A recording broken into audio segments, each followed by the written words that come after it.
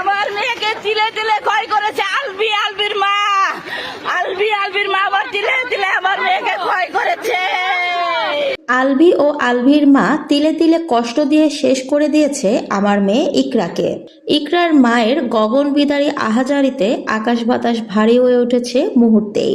এবার ছোট পর্দার জনপ্রিয় অভিনেতা জাবের আলভির স্ত্রী ইকরার মৃত্যু নিয়ে মুখ খুলেছেন তার মা।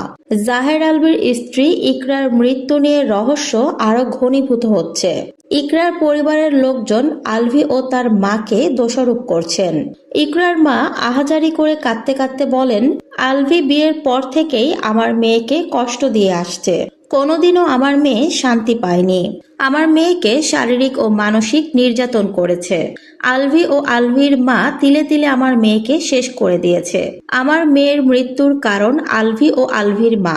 এই কথাগুলো বলেই কাঁদতে কাঁদতে অজ্ঞান হয়ে যান ইকরার মা। ইকরার মা আরো বলেন, গত 6 মাস ধরে আমার মেয়েটা মানসিক যন্ত্রণায় ছটফট করেছে। 2 দিন পরপরই আলভির পরকিয়া আর আলভির মায়ের অত্যাচারে আমার মেয়েটা আর বাঁচতে পারল না। ইকরার মা বলেন, আমার মেয়ের তখন বিয়ের বয়সও হয়নি। আলভি আমার মেয়েকে পালিয়ে নিয়ে গিয়ে বিয়ে করে। এই বিয়েতে আমরা কেউ রাজি ছিলাম না। আমার ফুলের মতো মেয়েটার জীবনটা নষ্ট করে দিয়েছে। আমি বারবার বলেছিলাম আলভিকে ছেড়ে চলে আসতে, কিন্তু ইকরা আসেনি। আলভিকে প্রচন্ড ভালোবাসতো ইকরা। আজ আমার বুকটা খালি হয়ে গেছে। আমি আমার মেয়ের মৃত্যুর বিচার চাই। আলভিকে দেশে এনে বিচারের দাবি জানিয়েছেন ইকরার মা ও তার পরিবারের লোকজন। গত কয়েকদিন ধরেই হতাশার কথা বলে গেছেন আলভির স্ত্রী ইকরা। শেষ পর্যন্ত নিজেই চলে গেলেন পৃথিবীর মায়া ত্যাগ করে।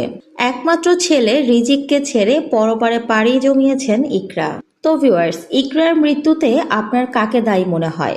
ইকরা কি নিজের কারণেই আত্মহত্যা করেছে, নাকি এর পেছনে রয়েছে আলভির কোনো কারণ? কমেন্ট বক্সে জানিয়ে যেতে পারেন।